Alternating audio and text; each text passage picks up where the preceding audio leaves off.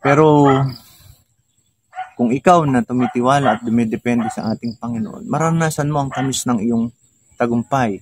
Yung kahit sa kaunting meron ka, dahil nandun yung kamay ng Panginoon sa lahat ng iyong mga ginagawa,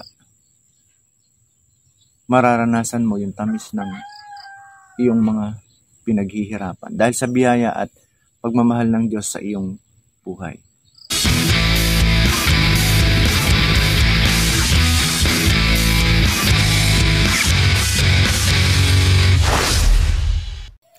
Okay, isang magandang umaga ng linggo sa ating lahat mga kapatid. Welcome po muli to my channel Bro Archie TV. Sa umagang ito, ang pag-usapan po natin ay yung nandun sa Awit 127 verse 1 and 2. Ang sabi po ng salita ng Panginoon ay, maliban nga na si Yahweh ang nagtatag nitong bahay, ang ginawa ng nagtayo ay wala ring kabuluhan. Maliban nga na si Yahweh ang sa lungsod ay gumabay, ang pagmamasid ng bantay ay wala ring saysay. Hindi dapat pakahirap magpagal sa hanap buhay, maaga pa akong bumangon, gabing-gabi kong humimlay, pagkat pinagpapahingin ni Yahweh ang kanyang mahal. Awit 127 verse 1 and 2. May mga naniniwala na ang Psalm 127 ay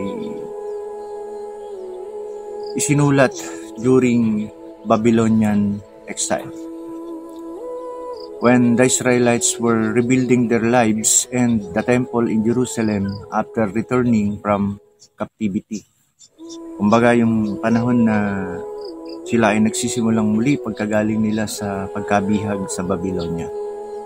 At makikita natin sa verses na ito na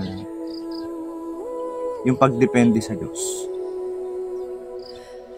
Siguro ang mga Israelita natutunan nila yung bagay na yon, na kailangan nila talagang dumepende sa Panginoon dahil natuto sila nang sila ay mabihag sa ibang lupain. Ngayon, sa ating modernong panahon, bakit din ba natin kailangan na magtiwala sa Panginoon o dumepende sa ating Panginoong Diyos? Base sa ating mga talata, babasahin natin yan. In verse 1, sabi niya, maliban nga na si Yahweh ang nagtatag nitong bahay, ang ginawa ng nagtayo ay wala ring kabuluhan.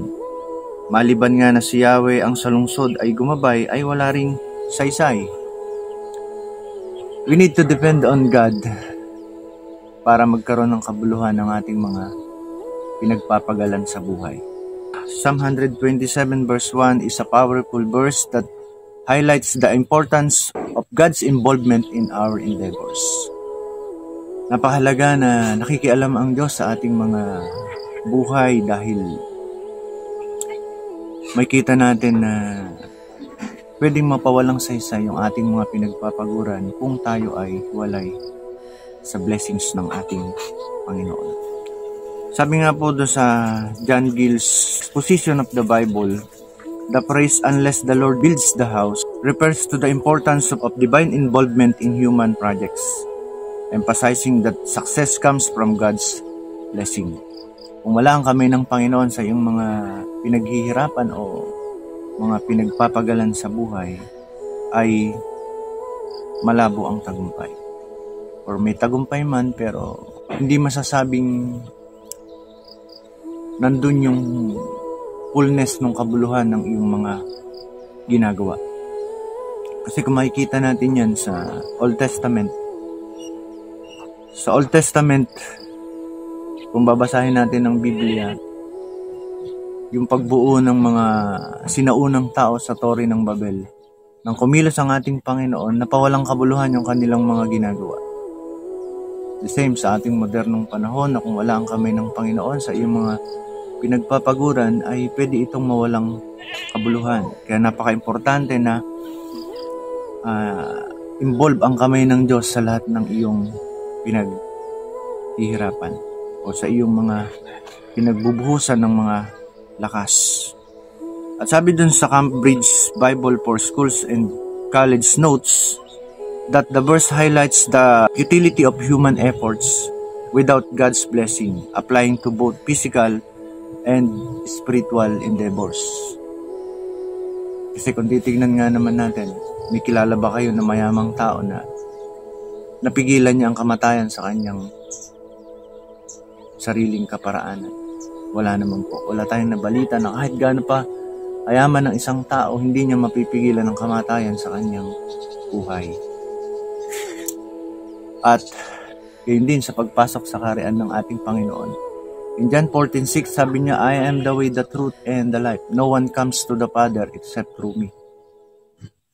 Only by faith in our Lord Jesus Christ kaya tayo makakapasok sa kaharian ng ating Panginoon. Hindi dahil sa iyong mabubuting gawa, hindi dahil sa iyong sariling kabaitan.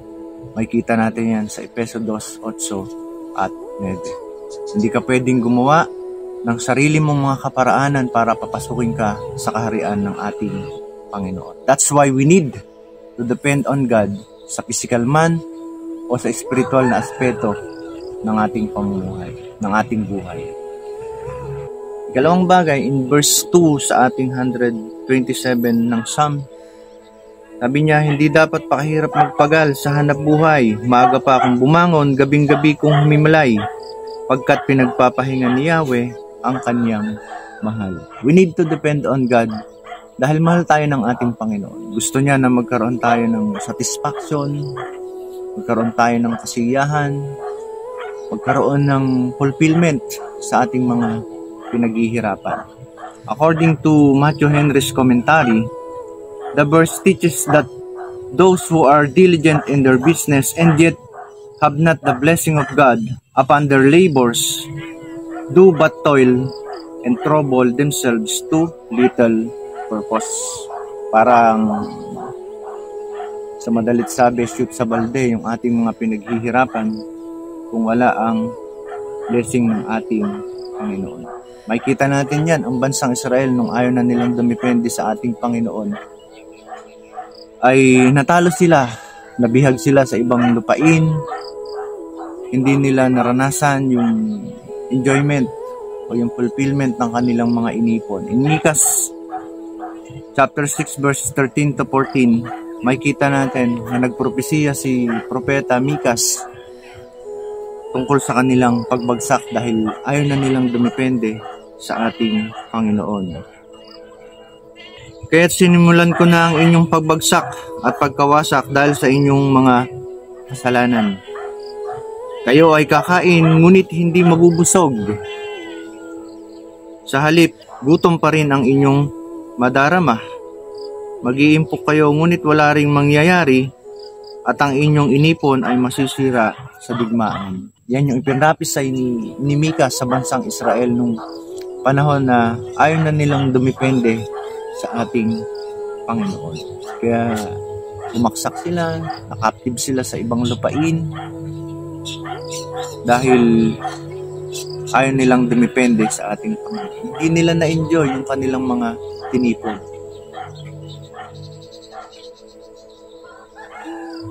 That's why we need to depend on God, kasi para magkaroon ng fulfillment, magkaroon ng satisfaction, magkaroon ng maranasan mo yung bunga ng tamis ng iyong mga paghihirap pag nandiyan yung kamay ng ating Panginoon sa lahat ng iyong mga ginagawa.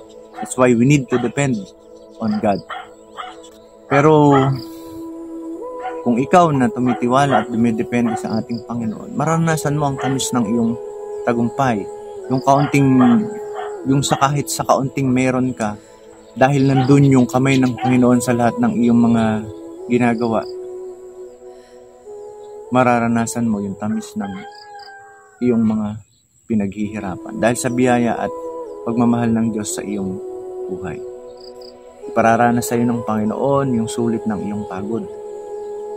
Meron kang malinaw na patutunguhan. Kasi kung i-imaginein mo yung sarili mo, tumatakbo ka sa bilog, paikot-ikot, parang walang patutunguhan. Parang walang purpose ang buhay.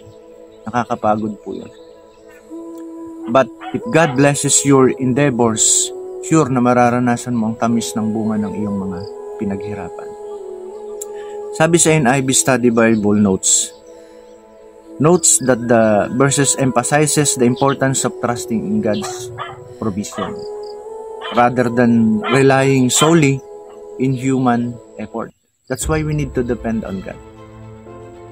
Kailangan nating dumepende sa ating Panginoon para magkaroon ng kabuluhan yung lahat nating mga pinaghihirapan sa buhay. Magkaroon ng meaningful na kahulugan yung ating pamumuhay sa mundong ito. Para mabuhay ka ng may purpose, para mabuhay ka ng may patutunguhan, at maranasan mo ang tamis ng iyong tagumpay. Maranasan mo yung bunga ng iyong mga pinaghihirapan sa mundo. We need to depend on God dahil wala tayong magagawa kung tayo ay iwalay sa ating Panginoon. Maliwanag po yan sa John 15 verse 5. Salamat kapatid sa iyong pakikinig sa umagang ito at sana'y ang munting paalala ng salita ng Panginoon sa oras na ito ay magsilbing inspirasyon sa bawat isa sa atin na kailangan nating mabuhay na nakadepende sa ating Panginoon. Pagpalain po kayo at blessed Sunday sa ating lahat. God bless you. Glory to God.